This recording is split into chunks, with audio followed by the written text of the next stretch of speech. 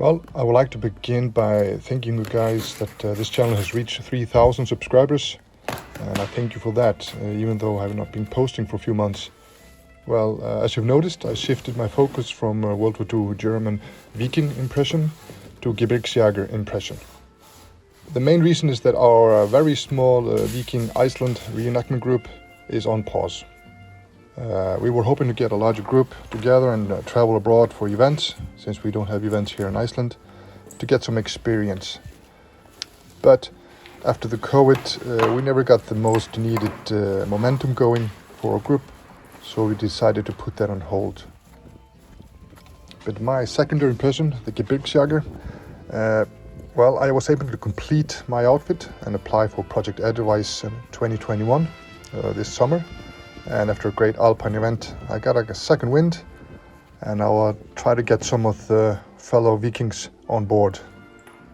With this impression, we don't have to rely on events to visit, and we can use our highlands here in Iceland for personal immersions, combining history and vintage hiking. So my idea was to combine these two a little bit, the vintage hiking and Gebirgsjäger impression, and once in a while to post some videos from these immersions, some crafting or some items that I will find that I think you guys might find interesting. Alright, so here's the bag. This is my latest bag in the collection. This is the reproduction one. This is one I got a couple of years ago. From a friend of Marcus sold me this one here. Just quick review on this one I got just recently. I just got it last week from a friend of mine in Austria. This was a find in an old house in Austria.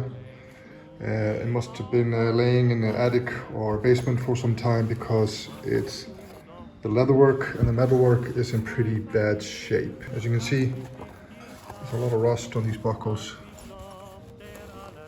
compared to those who were maybe less exposed to the elements.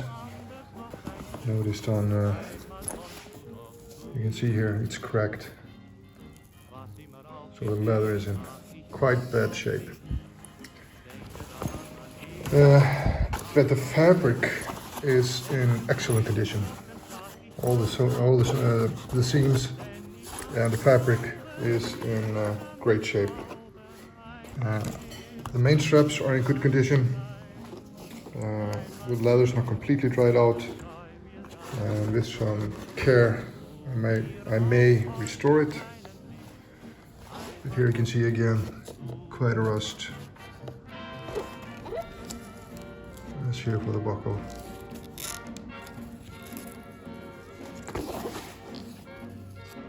This one is not as bad as the other one. And this leather here on the inside is pretty flexible. It's not as dried and destroyed as the leather on the outside. This bag is bigger than the older one I got, and it's even a little bit bigger than the reproduction. When I was using this one in Project Edelweiss, my main concern was this fabric was just not too sturdy. If I didn't change out all the leatherwork, I would not have trusted this bag. And I was always worried that this sewing would come apart, because this was stuffed with gear and items. But this bag here looks the sturdiest of all of the bags. Put some sweaters and items in the bag just to get the feel of the size of it. Regarding the age, the maker of this bag, I'm not certain about that. I have a serial number here, as you can see. And with that serial number, well, this bag looks late war bag compared to this. I mean, this fabric is quite softer with this thicker canvas, so this looks a little bit later. The straps, this one is thicker or wider than this bag, so it, you know, it might feel better on the shoulders with a wider strap. One thing is missing on the bag is the belt hook strap, like on this one here, and the hook, the middle section with the hook. It should come here and attached to this section here. I could possibly just, I made these for this bag, so I can use the hardware and you can use these extra straps that I made and put it on this bag.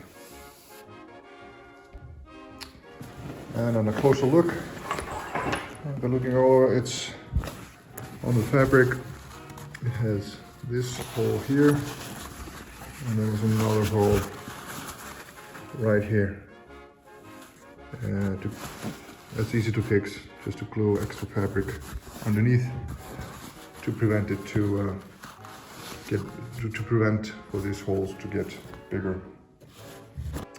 And also the leather strip on the rim of the lid is quite damaged. It's cracked on regular spaces all the way around. So I have to decide if I'm going to leave it or switch it out completely. So regarding the restoration of the bag, yes, I'm going to restore it.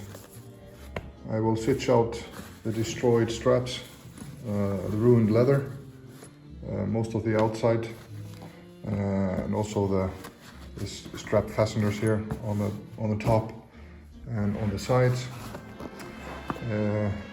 Most of the buckles are fine. The only buckles who are quite rusty are on the front and on the side.